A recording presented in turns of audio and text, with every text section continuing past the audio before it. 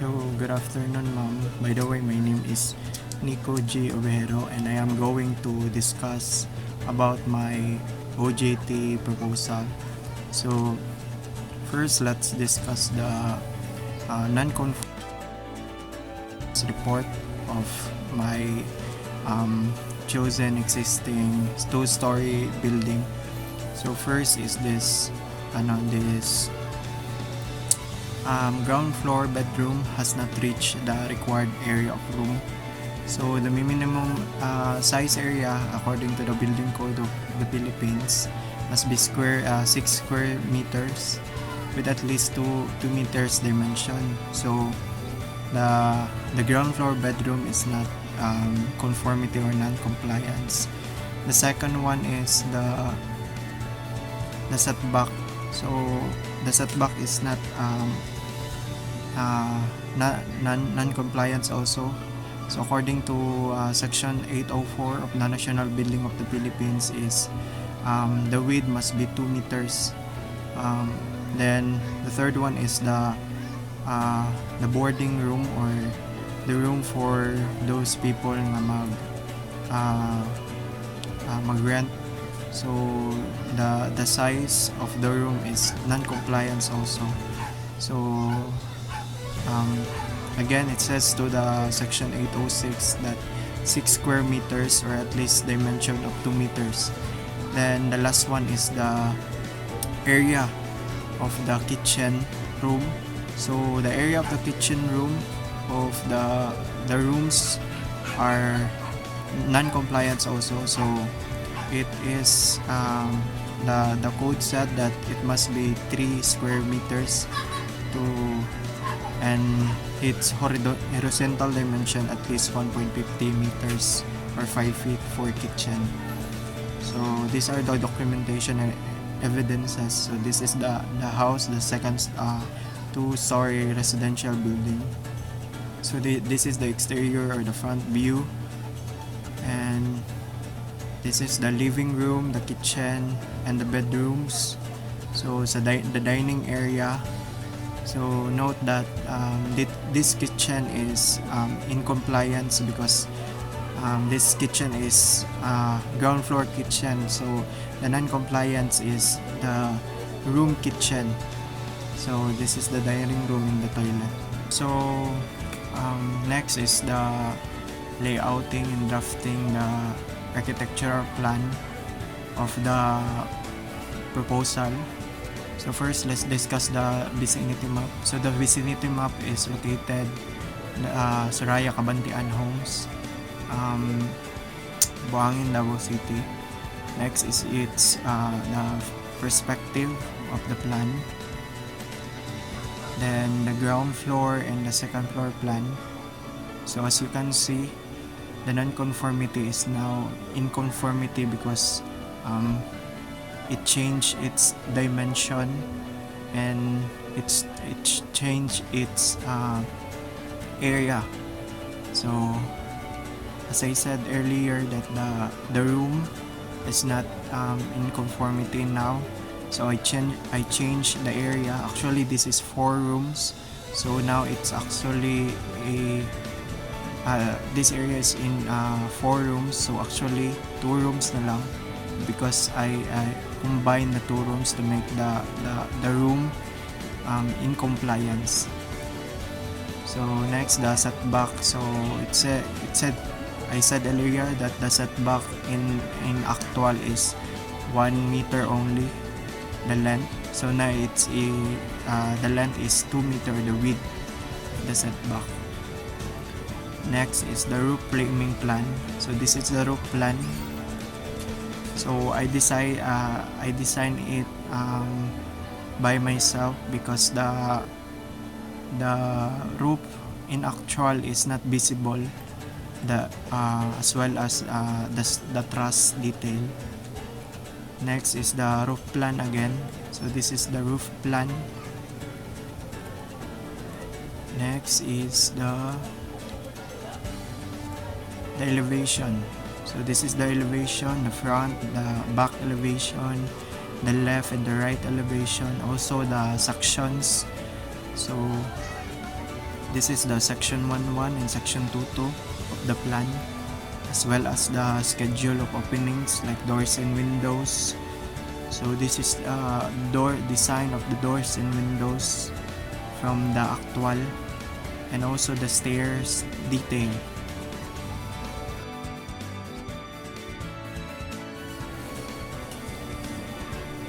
So next, let's discuss the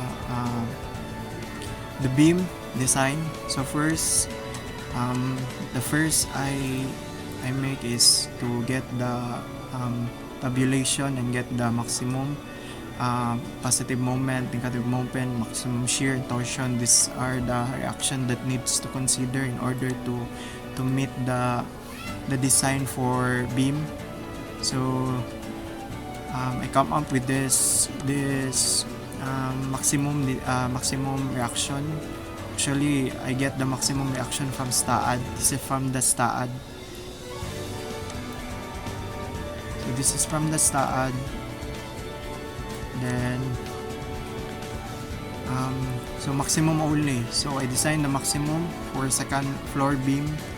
So these are the parameters and the reaction that needs to consider. So the length, the base, the height of the element, also the concrete cover. So we need this parameter to get to meet the design criteria of the load and to become to be successful and satisfying from their conditions, from the NSCP condition. So this is the parameters. So as you can see, so first let's design for negative beams and for positive beams.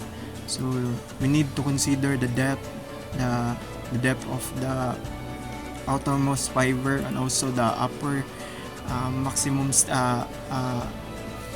positive steel depth.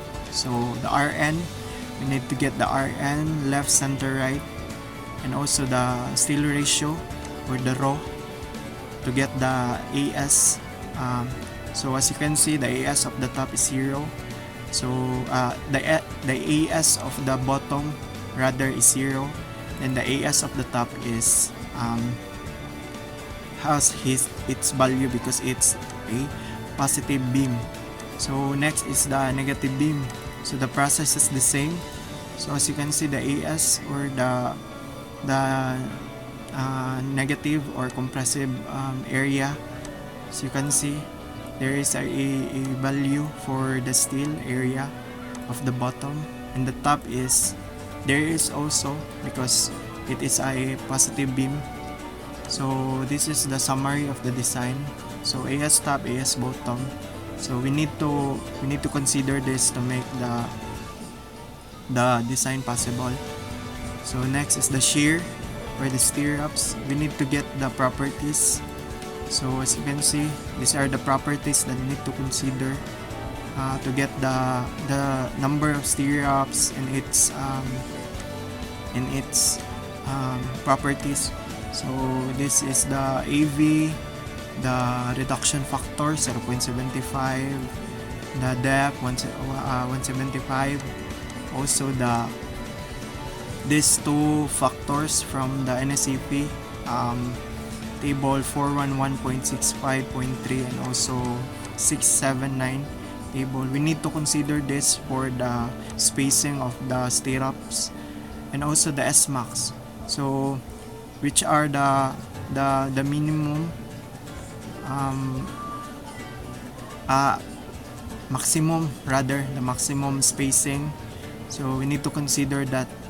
So these are the process to get the value and the area that we need to cover for the steel. So these are the VS, also the spacing, the S-max, and also the AV mean, and also the required spacing in mm. So this area,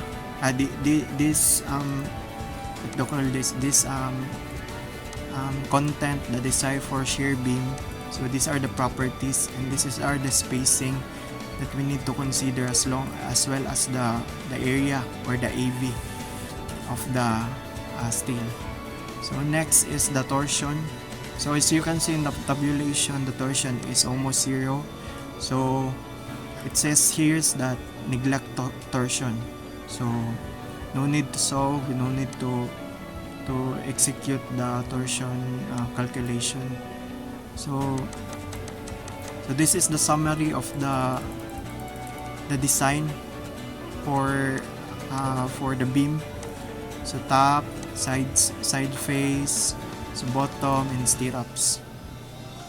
So next is the design positive beams. So this is the conditions, or if the design is in conformity from NCP. So as you can see that all of these are satisfying and the result is okay.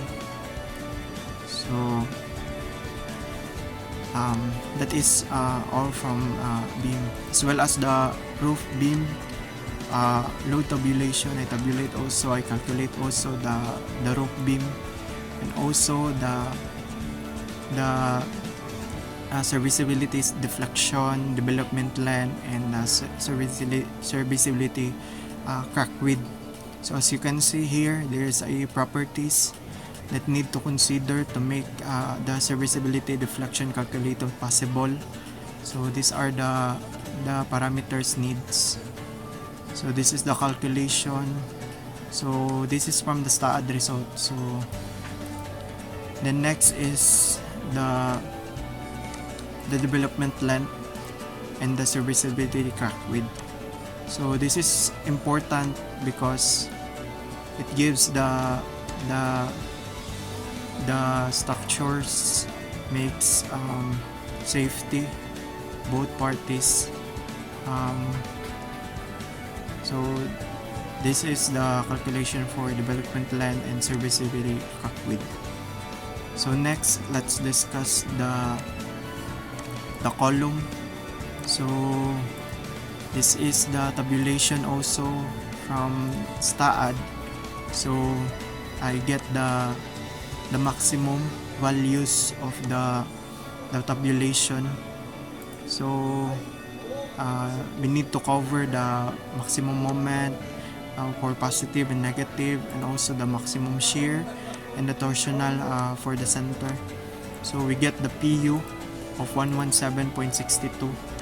So for this important reaction that need to cover also, because later we see the purposes of this reaction, the MY, the MC, and the MU. So next is the design. So as you can see, as I said earlier, we need to cover those reaction. For example, this, the PU and the MU. So these are the dimension of the column. So first is the F'(C). So 21 Fy 414, and the moment of inertia of the column, and also the PU, MU, and the rho for tight column. So as you can see, this is the most important properties that need to cover for shear. For example, this formula for Kn and Rn. So the Kn or Rn, we need to plot to the interaction diagram. So as we plot on the interaction diagram, we get the value of 0.035. So the rho is 0.035. Then we times that to Eg, so we come up the area of the steel is 3150 mm squared. So this is the final design for for the column rather. So next is for the footing. So first, first we need to do is the tabulation. So as as you can recall earlier, so I show the ASD and LRFD STAAD program. So this is the most important. This the application of that, the LRFD and ASD, which is the unfactor and factor load. So I tabulate it, I get the value, and also for the stability check, we need to cover this for the initial length and base of the footing. So as you can see that it's very important to apply the unfactor load for the stability initial check. So next is the isolated footing design. So this is for factor load, this is the most important part. So we need to apply the factor load for this calculation. So as you can see, there's parameters, unfactored and factor load, as I said. Also the design for stability. We need to cover this to come up the area or the base and the length of the footing. As you can see, I considered 1, and for the base is 1. So this, so next is the design for shear or the overturning moment of the footing. So as you can see here, I calculate, so the Q average is 185.03. So you need to cover also the one-way shear to get the thickness of the footing. So as I calculated the depth rather, so as I calculated, so we get the depth D1 0.05 or 100 mm, as well as for the section 22, so we get the value of D2, or should we say the 100 mm. So we calculate also for the two-way shear. For the two-way shear is we get the thickness of the load of the footing rather. So we get the thickness of 185 mm. As you can see, we consider the D3, the 100, and we add it's a half of the bar, and also for the concrete cover. Next is for the design flexure. So the design flexure is we need to design for the bars, how many bars, what how many bars, and the spacing of the bars. So as you can see here, I design it from the from its sections. So for example, for parallel L and the parallel to B, so we come up to this result. So we get the value of the area of the steel, the 7.2, and also the bar that we need to cover. So we get the 4 bars for along the length, the L. So its spacing is 262, as well also the B. So we get the result of 3 bars for the parallel to B.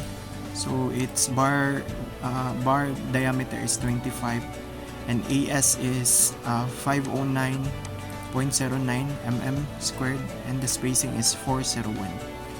So after we get the values of the bars, the dimension for design, after we calculate the safety design for the every structural element, so I plot it. So these are the dimensions, the bars, as you can see.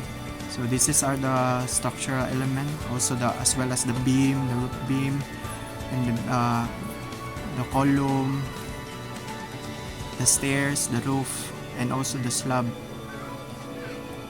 So this is the final output of the design computation of. So next, let's discuss the computation of the quantities. So these quantities is very important for to get the exact or the ideal estimation of the house. So this is from the book of Scribe, Max Fajardo. So this is the computation of the quantities. So from the slab, columns, to concrete stairs, so as well as the walls, as you can see here, right, the walls, also the interior and setback walls. So we need to consider that for the ideal estimation, as well as for the ground floor column. So it's as you can see here, it includes the quantity of the tie wires, and also for the number of stirrups, and the total vertical number of bars. Then next is the second floor column reinforcement, also the beams reinforcement. Next is the slab reinforcement, and also the stair reinforcement. So we need to cover that for the ideal amount of this two-story residential building. Also the roof, ceiling carpentry works, the tile works, also the paint works, so the scaffolding works. So we need to cover this also. So for roofing. And next is, after we get the quantities of the design of the structure, so next we calculate it, so by bill of quantities. So these are the amounts for structural, for the site works, and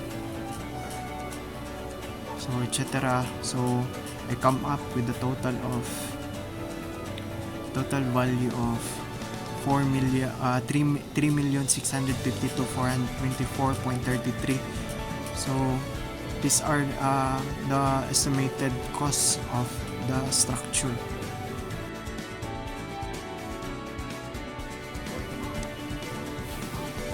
So next, let's discuss the activity number 4. So the work breakdown structure. So this is my work breakdown structure. This is my decision on how to manage the proposal. So next is the network diagram.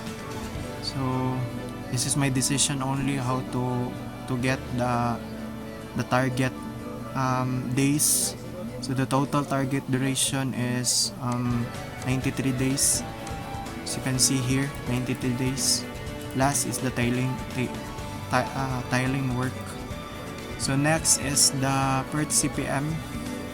So this is required to get the final, or this is required for Gantt chart.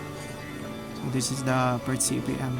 So as you can see the critical path, which is the red line or red arrows or red direction.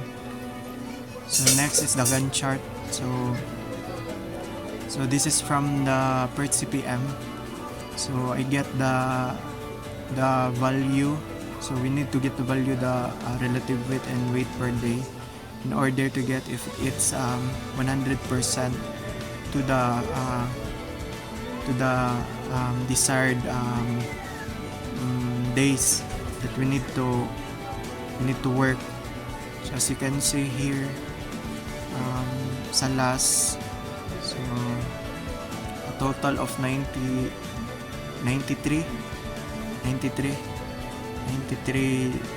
days of work and to February 2021. So as you can see here, 100%. So I think that's all. Thank you, ma'am. Thank you for this opportunity to share to you and to discuss to you my proposal. Take care always and God bless. Thank you.